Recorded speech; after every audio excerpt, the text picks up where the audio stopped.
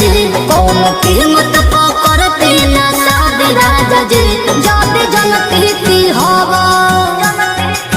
हो जाते जनती की हवा अपराधी राजा जी जाते जनती की हवा अपराधी राजा जी जाते जनती की हवा अपराधी के ट्रेंड में आएगा।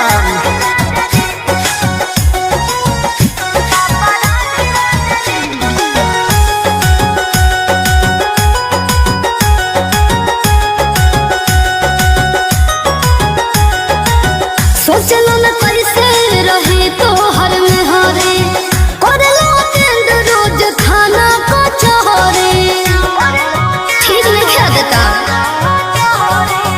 कलम के जगह धरवले हथियार हो अच्छा शुरू के रहले हमर बाबू खून